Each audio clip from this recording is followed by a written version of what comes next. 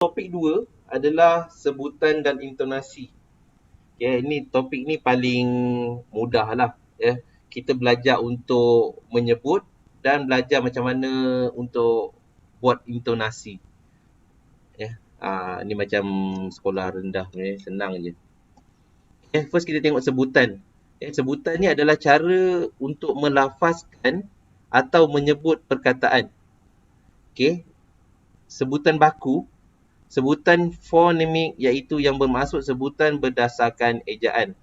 Bagaimana ejaan tu kita eja, macam itulah cara kita sebut. Contohnya macam kita eja saya. S-S-A-Y-A. Bunyinya saya. Maknanya itu adalah bahasa baku. Tapi yang kita sebut saya. So maknanya itu bukan sebutan baku lah. Bahasa baku, bahasa yang dianggap standard, yang mempunyai struktur yang lengkap dan sempurna dari segi sistem ejaan, tata bahasa dan kosakata yang sudah diterima umum sebagai betul dan sah bentuknya dan sifatnya, dan dapat dijadikan asas perbandingan bagi bentuk yang lain. Bukan bahasa, sebutan, ejaan dan sebagainya. Tujuan pembakuan bahasa Melayu adalah seperti yang berikut. Kenapa kita perlu ada pembakuan bahasa ni? Yang pertama adalah untuk mewujudkan satu variasi sebutan baku dalam bahasa Melayu yang dapat digunakan dalam situasi formal atau situasi rasmi. Dalam keadaan formal atau rasmi dalam satu majlis kita mestilah menggunakan bahasa baku lah. Yang kedua, untuk meningkatkan kecekapan berbahasa Melayu dalam kalangan pengguna bahasa. Selain tu, bahasa Melayu ni kalau kita guna bahasa baku ni, dia dapat meningkatkan lagi kualiti kita lah dalam bahasa Melayu tu sendiri. Yang ketiga, untuk memantapkan sistem dan struktur dalaman bahasa Melayu supaya sistem sebutannya menjadi mantap dan baku sejajar dengan pemantapan dan pembakuan tata bahasa kosakata. Empat, secara khusus untuk menyeragamkan cara berbahasa dan bertutur serta mengurangkan penggunaan pelbagai variasi dan gaya sebutan serta menghindarkan penggunaan dialek setempat di dalam pengajaran dan pembelajaran bahasa Melayu di peringkat sekolah. So tujuan utamanya adalah supaya dekat sekolah ni tak adalah cikgu-cikgu ni ataupun sesama murid menggunakan dialek bahasa setempat. Contohnya terutamanya kalau kita tengok bahasa Kelantan lah, dialek paling kuat kan. So kalau cikgu Kelantan biasanya dialek Kelantannya kuat, ataupun kawan-kawan kita kalau ada daripada Kelantan pun dialek dia kuat. So dengan penggunaan bahasa baku ni sendiri dapat mengurangkan sedikit dialek diorang tu lah. Maknanya tak adalah pekat sangat diorang punya Kelantan tu. Tu contoh lah, banyak lagi dialek lain even daripada kalau Zafian daripada mana? Sabah Ya. Sabah pun dia ada dialek dia sendiri. So kalau kita gunakan bahasa baku ni, dia dapat mengurangkan sedikit supaya lebih mudah lah ilmu tu dapat disampaikan, sebab bukan semua orang boleh faham dialek yang kita sebut. So dengan bahasa baku ni kita dapat mengurangkan benda tu. Seterusnya, huruf dan bunyi bahasa Melayu. Terdapat 26 huruf dalam abjad tulisan Rumi bahasa Melayu. A sampai Z ada 26. Huruf-huruf ini boleh dikelaskan. Huruf-huruf ini boleh dikelaskan kepada 3 golongan. Iaitu kita ada huruf vokal, kita ada huruf diftong, kita ada huruf konsonan. Huruf vokal tahu tak apa dia, Zafian? Vokal macam menyanyi ya? Huruf vokal. Tak tahu ni. Huruf vokal ni A, E, I, O, U lah, pernah dengar? Okey. Yang huruf tak. Yelah, huruf vokal tu A, E, I, O, U. Maknanya kalau kita ni eja, kita mesti ada huruf vokal. Kalau tak ada huruf vokal, memang tak boleh eja lah. Huruf vokal ni dia yang mengeluarkan bunyi. Kalau tak ada vokal ni, contohnya kalau B kalau tak ada vokal dia jadi apa? B. Tak ada bunyi lah. Apa benda B kan? So kalau kita nak eja sesuatu, mesti ada huruf vokal. Huruf diftong ni apa dia? Pernah dengar tak diftong? Tak pernah. Huruf diftong ni adalah huruf vokal yang kita gabungkan. Contohnya kalau kita tengok sini huruf A. Huruf A bunyi dia apa? Fonem ni adalah bunyi. Zulfan, macam mana bunyi huruf A? A bunyi macam mana? Kalau E bunyi dia apa? I, ataupun Ah, ah, A. Dia boleh boleh A. Sebab apa? Contohnya kan, macam saya eja. Okay, Zulfian, cuba awak saya tulis perkataan ni ya. Cuba awak sebut apa yang saya tulis tu. perang, Berang ataupun boleh per, jadi perang. perang, perang. Perang maknanya dia dua benda berbeza je, perang dengan perang. Kalau perang ni berperang lah, kalau perang rambut. Ah, Perang ni warna. Maknanya E ada dua fenom. Dia ada dengan A. Kalau I bunyi dia apa? I, I bunyi dia E. Okay. Contohnya itu. Kalau O bunyi dia O, O. Orang. Kalau U U, U. U. Dia bunyi U. Maknanya umpan. Contoh dia lah. Okay. Seterusnya huruf diftong. Huruf diftong ni dia terhasil apabila kita gabungkan dua fenom vokal. Contohnya kita gabungkan A dengan I. Bunyi dia jadi apa? A dengan I kalau kita gabungkan? I. I. Tapi kalau kita tengok tadi, I bunyi dia E kan? Tapi kalau kita nak hasilkan bunyi I, kita kena letak huruf A dengan I. Dia akan jadi bunyi I. Contohnya macam aiskrim. Kita tak boleh eja aiskrim dengan huruf I. Dia akan jadi iskrim. Dia tak jadi aiskrim, dia jadi iskrim.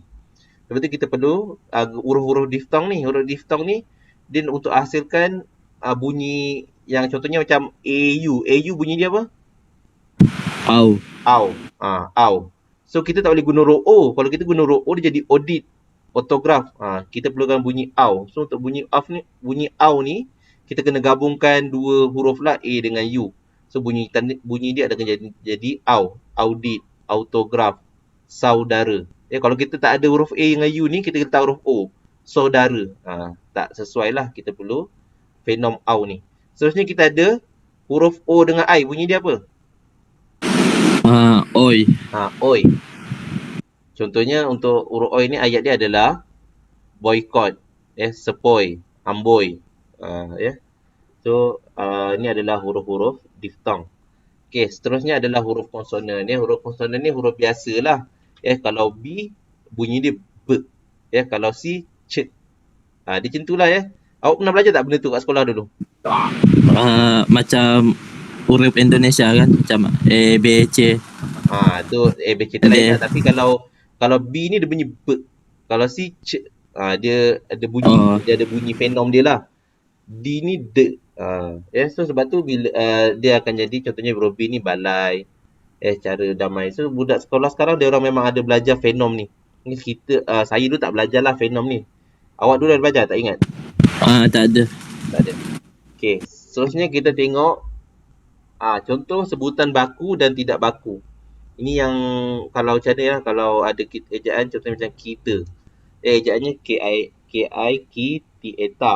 Kalau sebutan baku bunyinya kita. Tapi yang kita sebut yang bukan baku lah kita. Tak pun saya. Saya S-A-Y-A ni bunyi baku dia saya. Tapi kalau bukan baku saya. Terus contoh lain IN in DUS dus TRI try. Tree industri. Kalau baku dia industri lah. Tapi kalau yang tidak baku industri. Kalau kita selalu dengar orang sebut industri kan, itu tak baku lah. Kalau yang baku dia industri. Ataupun pedagogi. Kalau baku dia pedagogi. Tapi kalau bukan baku, pedagogi. Ni selalu orang sebutlah pedagogi kan. Itu yang tidak baku. Kita tak pun contoh yang lain adalah faktor. Tapi yang selalu kita sebut faktor. Okey, tak pun unit. Unit. Sepatutnya sebutannya I-U-U-N-I-T need. Unit. Tapi yang kita sebut unit. Maknanya kalau baku sebutan dia unit. Kalau tak baku jadi unit. Ini yang selalu kita sebut lah. Ataupun unik. Tapi yang kita sebut unik. Ataupun university. Sepatutnya kalau sebutan baku dia university. Tapi kita sebut university. Ataupun yang ini sebutannya kampus. Dalam bahasa baku dia, kampus. Tapi yang kita sebut campus. Ini adalah sebahagian daripada contoh perkataan baku dan tidak baku. Tapi bahasa baku ni dia ada pengecualian. Tak adalah semua benda kita boleh sebut bahasa baku. Contoh yang kita kecualikan adalah nama orang. Ejaan nama dia, Zulfian cuba awak sebut ni. Apa ni? James Bond. James Bond. Tak adalah kita sebut dia James Bond. Salah lah. Kita kena sebut James Bond. Tak adalah kita eja nama tu sebiji dalam ejaan bahasa baku. Contoh yang kedua, Zulfian sebut nama ni, benda ni, kata ni. New Zealand. New Zealand. Itu adalah sebutannya. Kita tak sebut New Zealand. Kat sini ada E dengan A je, Zealand. Tak adalah, kita akan sebut New Zealand. Okey, contohnya yang ketiga ni adalah akronim yang terbentuk daripada gabungan suku kata dalam bahasa Inggeris. Contohnya UMNO. UMNO ni adalah United Malay National Organisation. So bila singkatan dia akan jadi UMNO lah. So kita tak sebut UMNO. Kita akan sebut UMNO. AMNO. Dia akan bunyi UMNO. Walaupun ejaannya UMNO bunyi sepatutnya UMNO lah. Tapi kita tak sebut UMNO. Kita akan sebutkan dia sebagai UMNO. Okay. Yang keempat, akronim yang terbentuk daripada gabungan huruf pangkal perkataan dilafazkan dengan dua cara. Iaitu cara sebutan singkatan menurut bunyi rumi. Ataupun cara sebutan ungkapan atau nama yang penuh. Contohnya, DBP. Kita boleh ada dua cara nak sebut. Sama ada kita nak sebut DBP ataupun kita boleh sebut panjang dia Dewan Bahasa Pustaka. Okay, boleh Zulfian faham apa tu sebutan? Faham. Faham Okay, seterusnya kita tengok intonasi. Okay, intonasi tu apa? Intonasi ialah nada turun atau naik sewaktu melontarkan suara, merujuk kepada jenis, bentuk ayat dan keadaan yang berlangsung. Okay, cuba lafazkan kumpulan perkataan di bawah ini. Zulfian, cuba awak baca perkataan tu. Yang mana? Yang sayang tu. Sayang. So sayang. Bila awak baca biasa, ada tak awak faham tak apa benda sayang banyak kali ni? Tak faham. Kalau kita ada intonasi, contohnya saya baca lah. Sayang. So awak dapat faham tak kalau saya ada intonasi sikit? Faham. Faham Macam contohnya sayang. Contohnya awak nak panggil awak punya girlfriend. Sayang. Okay. Lepas tu bila kita tukar sikit intonasi, sayang. Bila saya buat intonasi tu, awak rasa saya tengah buat apa? Itu macam emosi lah juga kan. Macam tengah bertanya kan. Sayang. Macam tengah bertanya kan. Lepas tu yang seterusnya sayang. Maknanya kita nyatakan perasaan kita pula. Sayang. Maknanya dengan satu perkataan je yang kita ulang-ulang, kita boleh jadikan dia satu ayat yang boleh difahami. Boleh faham maksud saya? Maknanya intonasi tu penting lah. Kalau intonasi ni tak penting, kalau intonasi ni tak ada, contohnya awak pernah jumpa tak kawan yang tak ada intonasi? Kalau cakap tu straight je. Ada tak kawannya tu? Belum ada lagi. Selalunya kalau tak ada intonasi ni, kalau awak tengok orang-orang Bangla yang baru belajar bahasa Melayu, dia orang cakap tak ada intonasi, justru kita pun tak faham. Dia sebenarnya nak tanya ke, nak marah ke.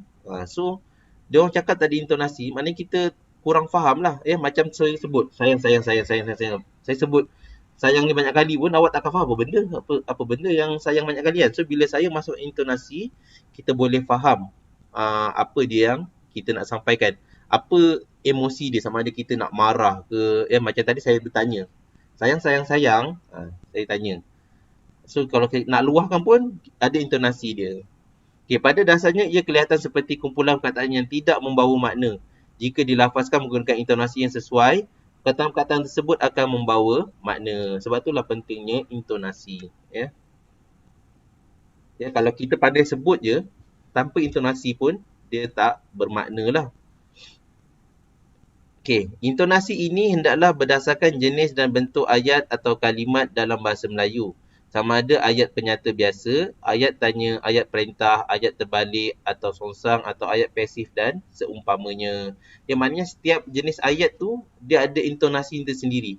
Kalau kita nak ayat tanya, dia ada intonasi tanya lah. Tak adalah kalau kita nak bertanya orang, kita guna macam cakap biasa. Nanti orang tak faham lah sebenarnya kau ni nak bertanya ke, nak bercakap ke, nak apa ni. Maknanya kita kena ada intonasi kalau nak tanya orang. Kalau kita nak suruh Macam awak suruh adik ke, suruh kakak ke, ataupun suruh kawan-kawan ke, mesti ada intonasi dia. Barulah orang faham. Ya, tak boleh lah kalau kita suruh orang, kita flat je. Jadi orang pun tak faham sebenarnya kita nak suruh buat apa.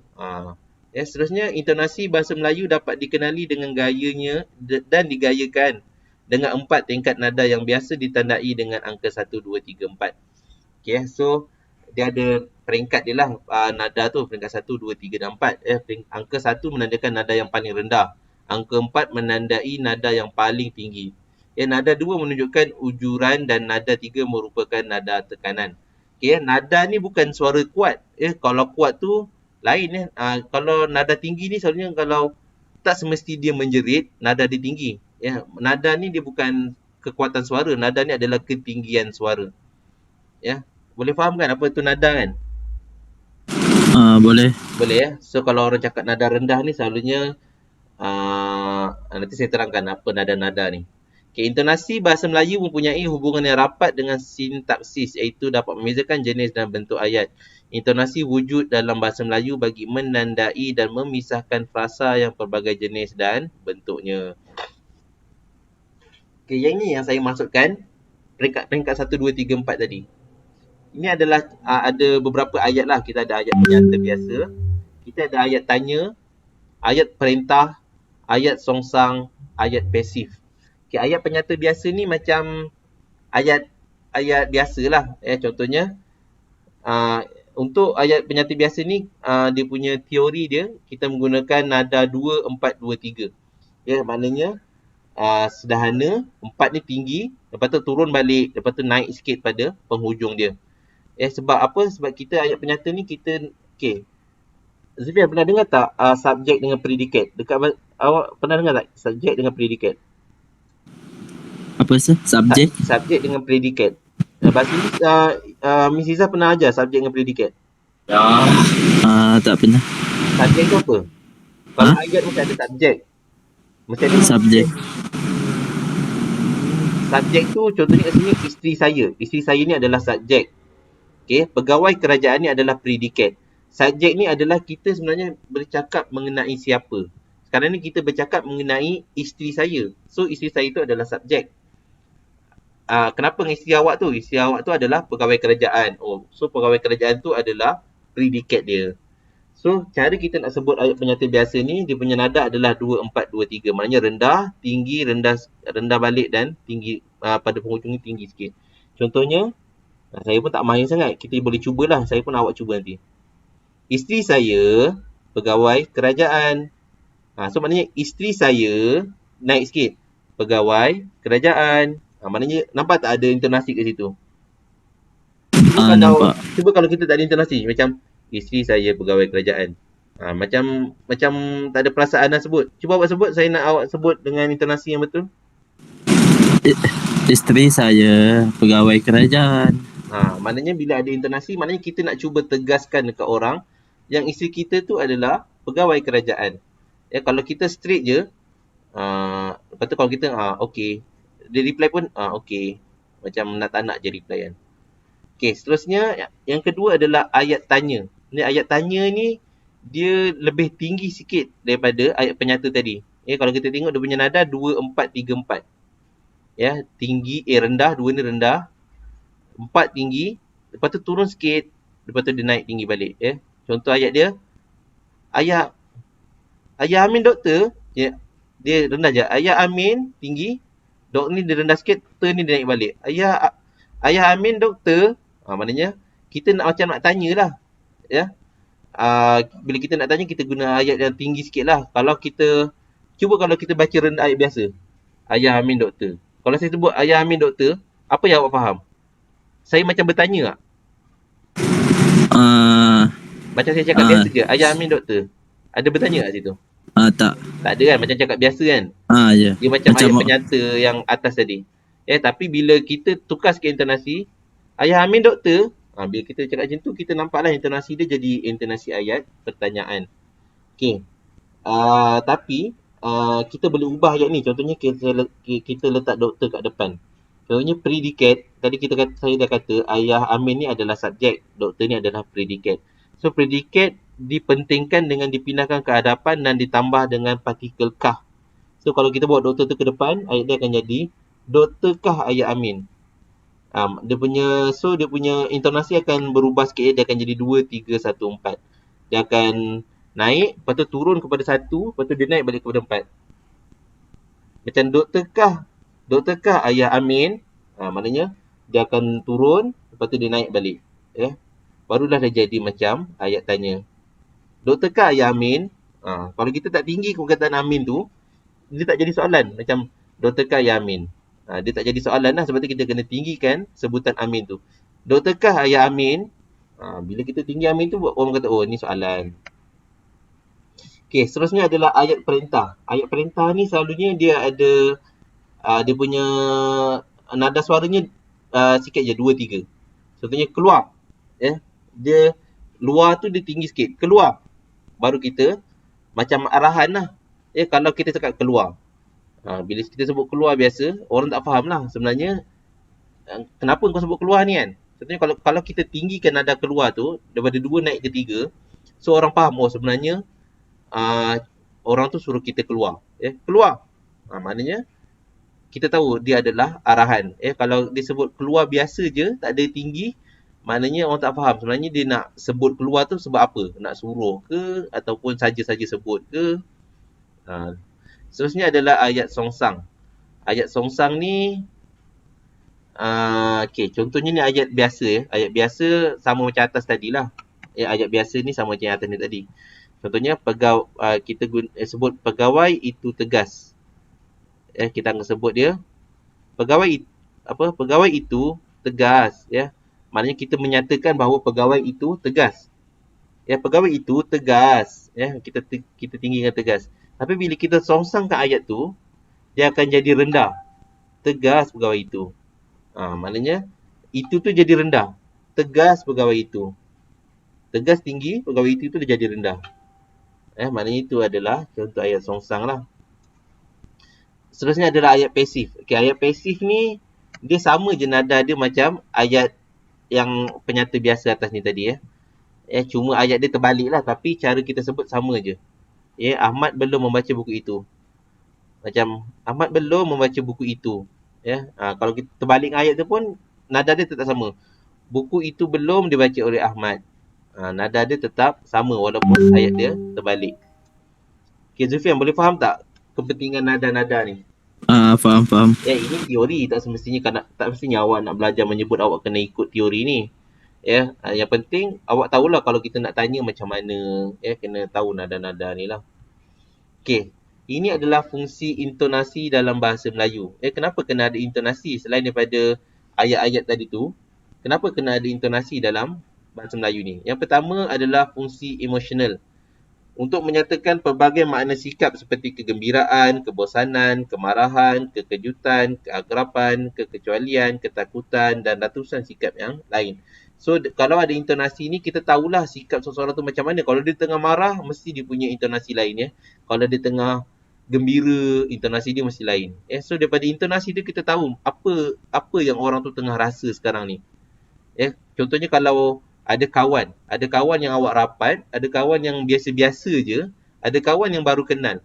So, dia punya intonasi dia mesti berubah. Kalau kawan akrab ni, mesti awak punya sembang, intonasi dia macam lain sikit. Kalau kawan yang biasa-biasa, cara cakap pun lain sikit.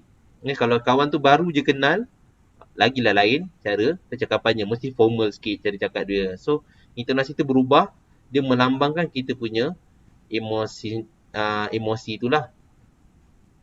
Seterusnya adalah fungsi gramatis untuk menandakan kontras dari segi tata bahasa terhadap suatu ujaran. Sama ada sebuah klausa dan ayat itu berupa pertanyaan ataupun pertanyaan positif atau negatif dan seumpamanya.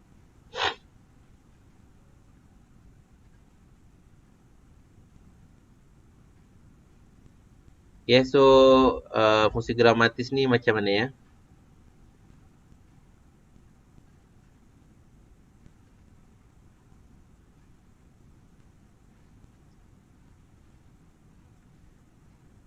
Kalau kita tengok sini, sama ada sesebuah klausa atau ayat itu berupa pertanyaan atau penyataan.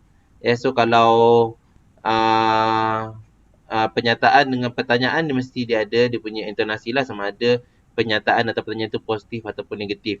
So tu adalah fungsi dia lah untuk macam menegaskan, untuk membezakan antara pertanyaan dengan penyataan tadi mesti ada intonasi yang berbeza. Tak kisahlah benda tu sama ada positif ke negatif ke, so mesti ada perbezaan intonasi tu. Yang ketiga adalah fungsi struktur informasi untuk memberi sesuatu yang baru berbanding dengan yang telah dimaklumi dalam makna sesebuah ujaran itu dengan menekankan kata yang membawa makna tersebut. Contohnya kalau saya nak bagi satu information dekat awak, terutamanya kalau dalam kelas, contohnya informasi tu penting, saya akan ulang benda tu berkali-kali ataupun saya akan tekankan perkataan tu supaya awak tahu yang bahawa benda tu penting.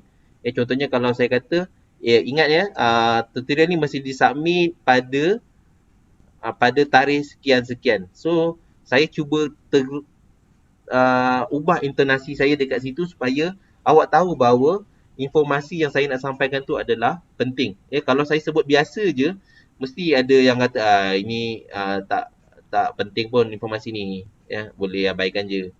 So bila saya ubah sikit intonasi tu, so awak tahu bahawa maklumat ni penting. Kalau saya ajar matematik pun contohnya sebelum ni, ada satu part tu saya macam fokus, saya ubah intonasi saya. So maknanya kat situ bahawa benda tu adalah penting. Maknanya kena ambil berat lah. Zulfian boleh follow Boleh. Boleh. Sebenarnya adalah fungsi tekstual untuk membentuk nada dan gaya suara yang turun naik bagi wacana yang lebih luas seperti pembaca teks berita yang membezakan satu berita dengan berita lain. So kalau awak tengok berita sendiri, diorang sebenarnya nak baca berita ni kena ada skill. Kita yang tak ada skill ni boleh belajar sebenarnya skill tu. Kalau tak ada skill, kalau kita baca berita, orang tengok, orang kadang-kadang boleh tak faham dengan apa yang kita baca ataupun orang boleh salah faham. Mungkin ada dua berita yang berbeza, tapi sebabkan kita baca tu dengan nada yang tak betul, jadi orang ingat berita tu macam satu berita yang bercampur aduk. Sebab tu kalau kita tengok pemberita ni, dia satu malam tu dia baca berita mungkin 30-40 berita, tapi kita dapat bezakan di antara satu berita dengan berita yang lain. Maknanya dia ada cara dia. Intonasi pemberita ni dia ada cara dia sendiri. Macam mana dia nak sampaikan supaya orang boleh dapat berita tu dengan tepat. Maknanya tak ada salah faham dalam berita yang disampaikan tu. Seterusnya adalah fungsi psikologi untuk membantu mengubah bahasa menjadi unit-unit ujuran yang mudah dilihat dan diingat seperti belajar urutan nombor yang panjang atau ungkapan dalam ucapan. Contohnya kalau awak nak mengingat, selalunya kalau nak mengingat apa cara awak buat? Zulfian, contohnya kalau awak nak ingat satu benda, macam mana cara awak buat? Baca berulang kali. Baca ulang kali. Ada orang yang jenis kalau nak hafal dia suka menyanyi, betul tak? Macam contohnya, orang Betul. nak hafal nama bulan-bulan Islam, Ramadan, Syawal, Rabiul Awal, Rabiul Akhir. Macam mana selalu orang buat? Orang akan menyanyi, betul tak? Betul. Safar Rabiul Awal. Macam doa-doa kalau kita nak ajar budak-budak kecil, macam mana kita nak ajar doa? Kita ajar orang supaya menyanyi. Kenapa menyanyi? Sebab menyanyi tu dia ada intonasi naik turun dia tahu. Contohnya macam doa naik kenderaan. Subhanallazi, dia ada naik turun dia. So bila budak-budak dia dah akan lagi mudah ingat. Sebenarnya bukan budak je, kita pun sebenarnya kalau kita guna kaedah tu pun senang kita nak ingat. Cuma kita mungkin tak suka guna kaedah tu. Tapi budak-budak memang biasa kita gunakan kaedah intonasi ni. Kita suka gunakan nyanyian supaya dia mudah untuk mengingat sesuatu perkara lah. Seterusnya fungsi yang terakhir adalah fungsi endesikal. Maknanya untuk menandai identiti seseorang itu, iaitu membantu mengenali seseorang sama ada tergolong dalam kumpulan sosial atau pekerjaan yang berbeza seperti khotib, penjual ubat atau sarjan tentera.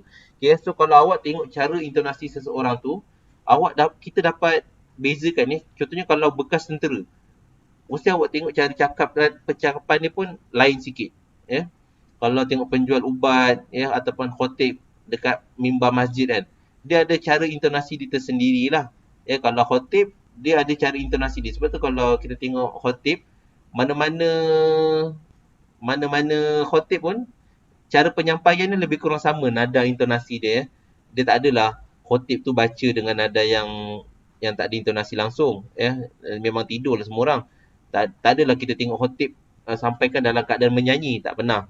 Yang maknanya dia ada cara tersendiri bagaimana khatib tu menyampaikan khutbah dia. Kalau kita pergi mana-mana masjid pun mesti dia punya intonasi lebih kurang sama je cara khatib tu menyampaikan khutbah. Penjual ubat pun lebih kurang sama lah.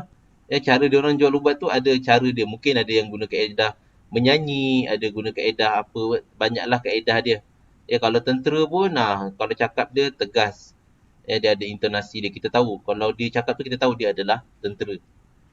Okay, Zulfian boleh faham tak apa kepentingan fungsi-fungsi intonasi ni? Faham. Faham ya?